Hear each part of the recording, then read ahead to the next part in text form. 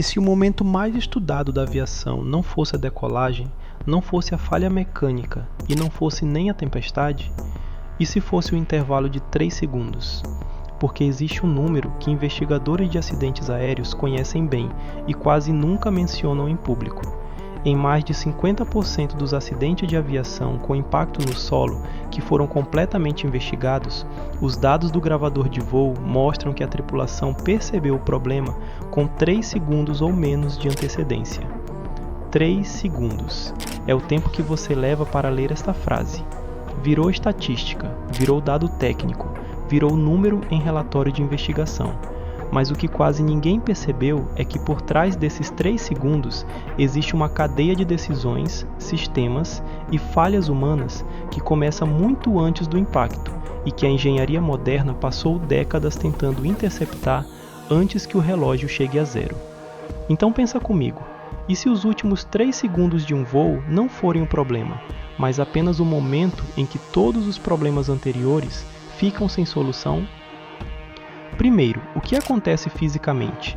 Um avião comercial em aproximação normal para pouso está descendo a aproximadamente 70 metros por minuto, viajando a 250 km por hora, com os flaps estendidos, o trem de pouso baixado e os motores em potência reduzida, mas não desligados.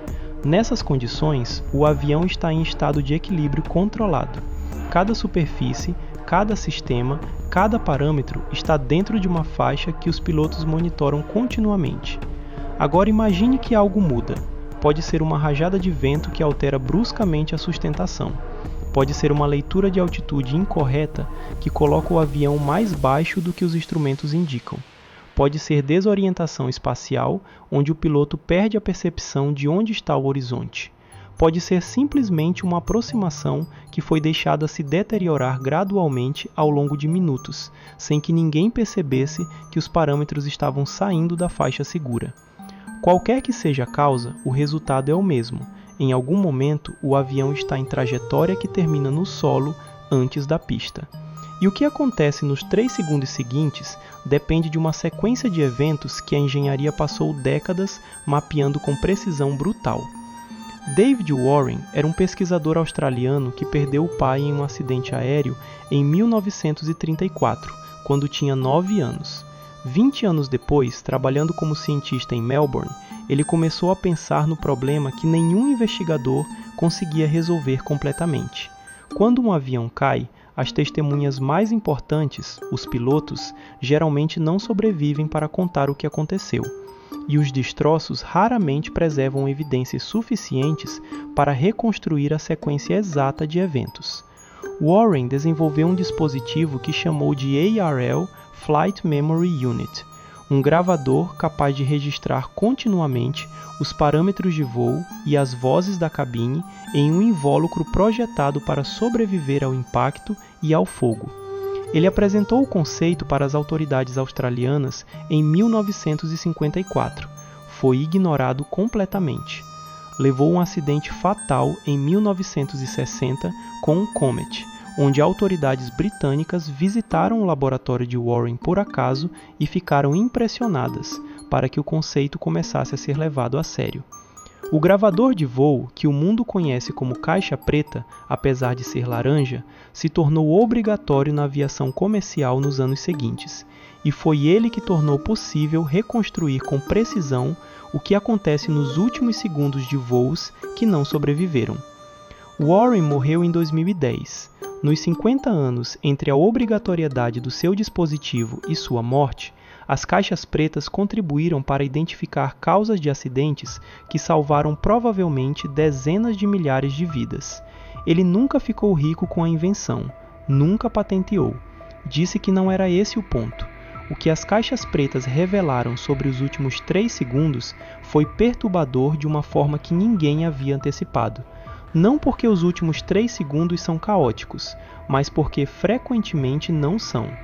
Em muitos acidentes, os gravadores mostram que nos últimos 3 segundos, a tripulação ainda estava tentando executar procedimentos, ainda estava se comunicando, ainda estava operando os controles de forma ordenada. O problema não era pânico, era tempo. 3 segundos não são suficientes para identificar o problema, processar a informação, decidir a resposta correta, comunicar ao outro piloto e executar a manobra necessária para evitar o impacto. Em condições ideais, um piloto treinado leva entre 1 e 2 segundos apenas para perceber que algo está errado e iniciar uma resposta. Isso já consome a maior parte dos 3 segundos disponíveis antes que qualquer ação física seja tomada. E aqui está o dado que redefine completamente como a aviação moderna pensa sobre prevenção de acidentes. Se 3 segundos não são suficientes para reagir, a solução não pode estar nos 3 segundos, tem que estar muito antes. Se você está gostando, se inscreve no Mega Engenharia agora. Um clique e a gente continua. Em 1974, um voo da Eastern Airlines se aproximava de Charlotte, na Carolina do Norte, quando simplesmente desceu abaixo da altitude de segurança e bateu em uma colina a 15 km da pista. 72 mortos. A investigação revelou algo que os investigadores nunca haviam documentado dessa forma antes. Os 3 tripulantes na cabine estavam todos focados em uma lâmpada de aviso do trem de pouso que parecia estar com defeito. Nenhum deles estava monitorando a altitude.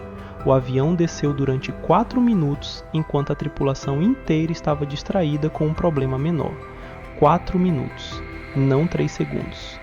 O acidente de Charlotte, junto com outros similares da mesma época, forçou a aviação a reconhecer algo desconfortável. O maior risco em uma cabine moderna não era a falha mecânica, era a falha de gestão da atenção humana.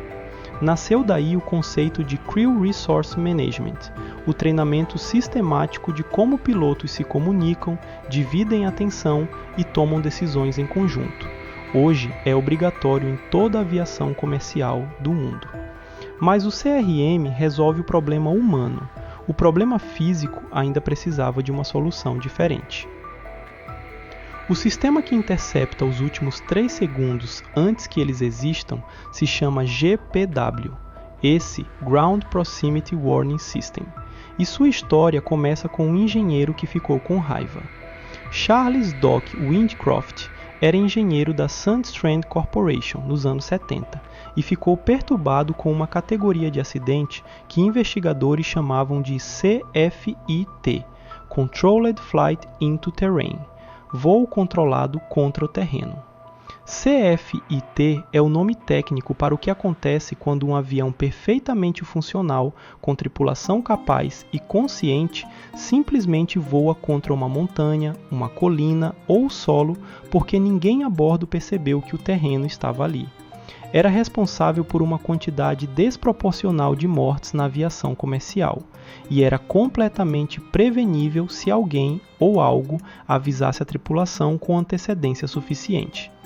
Windcroft desenvolveu um sistema que monitorava continuamente a altitude do avião, a velocidade de descida, a configuração dos flaps e do trem de pouso e a proximidade com o solo medida por radioaltímetro.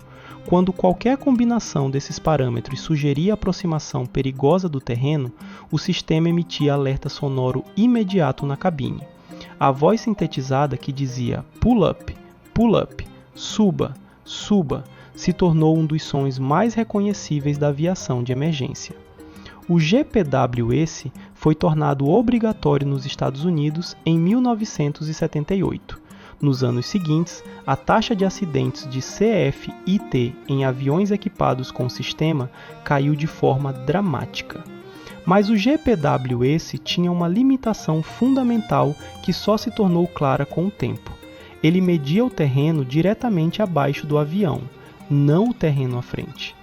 Em 1995, um voo da American Airlines se aproximava de Cali, na Colômbia, à noite, quando a tripulação tomou uma decisão de navegação equivocada que colocou o avião em rota de colisão com uma montanha de quase 3.000 metros de altitude. O GPWS ativou. A tripulação iniciou subida imediata. Não havia tempo suficiente. 162 mortos. A montanha não estava abaixo do avião, estava à frente, e o GPWS não conseguia ver à frente. A resposta da engenharia foi o EGPWS, Enhanced Ground Proximity Warning System, que combinava o sistema original com um banco de dados tridimensional de todo o terreno do planeta e a posição GPS do avião em tempo real. Em vez de apenas medir o solo imediatamente abaixo, o sistema agora calculava a trajetória futura do avião e a comparava com o terreno à frente, em um raio de tempo suficiente para que a tripulação reagisse. O alerta passou de 3 segundos antes do impacto para minutos antes, e a taxa de acidentes de CFIT despencou de forma que investigadores descrevem como uma das reduções mais rápidas de uma categoria específica de risco na história da aviação. Mas existe uma categoria de situação que nem o EGPWS consegue resolver completamente, quando o problema não é o terreno, quando é o próprio avião. Em 12 de novembro de 2001, um Airbus A300 da American Airlines decolou do aeroporto JFK em Nova York. Menos de 2 minutos depois, a aeronave perdeu a cauda completa e caiu no bairro de Belle Harbor, Queens. 265 mortos. A investigação revelou que o copiloto, respondendo à turbulência de esteira de um avião à frente, havia aplicado deflexões de leme de forma excessiva e em direções alternadas em rápida sucessão. As forças aerodinâmicas geradas sobre a deriva vertical pela deflexão excessiva do leme superaram os limites estruturais do componente.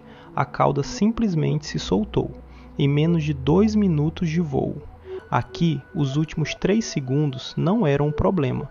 O problema havia se completado antes de existir tempo para qualquer sistema avisar qualquer coisa. A resposta foi revisão completa do treinamento de resposta à turbulência de esteira e limitadores de deflexão de leme em modelos subsequentes. O que os últimos 3 segundos revelam, quando você os estuda do início ao fim, é que eles são sempre o capítulo final de uma história que começou muito antes. Em alguns casos, começou com um parâmetro que saiu da faixa segura gradualmente ao longo de minutos, sem que ninguém reagisse. Em outros, com uma decisão de navegação tomada com informação incompleta. Em outros ainda, com um componente que chegou ao limite de um envelope de carga que ninguém havia testado exatamente naquelas condições. Os 3 segundos são apenas o momento em que a física encerra o debate, e tudo que a engenharia construiu, o GPWS, o EGPWS, o CRM, o gravador de Warren, os limitadores de controle, os alertas de parâmetros, existe para mover a conversa para muito antes desse momento, para que quando a física quisesse encerrar o debate já estivesse resolvido. Hoje, um avião comercial moderno tem sistemas que monitoram continuamente mais de 3.000 parâmetros de voo em tempo real. Qualquer desvio significativo gera alerta. Múltiplos desvios simultâneos geram protocolos específicos de resposta que os pilotos treinaram centenas de vezes em simuladores. O objetivo não é dar mais tempo nos últimos 3 segundos, é garantir que os últimos 3 segundos nunca cheguem, e na esmagadora maioria dos voos, todos os dias, em cada um dos 100.000 voos comerciais que acontecem no mundo em 24 horas, esse objetivo é alcançado de forma tão completa que os passageiros embarcam, dormem, comem, aterram e nunca pensam nos sistemas que garantiram que aqueles 3 segundos específicos nunca existissem. Se esse vídeo te surpreendeu, deixa nos comentários o que mais te chamou a atenção. A gente lê tudo. E se você ainda não está inscrito no Mega Engenharia, inscreve agora. Toda semana tem um sistema que o mundo usa sem perceber, explicado do jeito que nenhum outro canal explica. Até o próximo.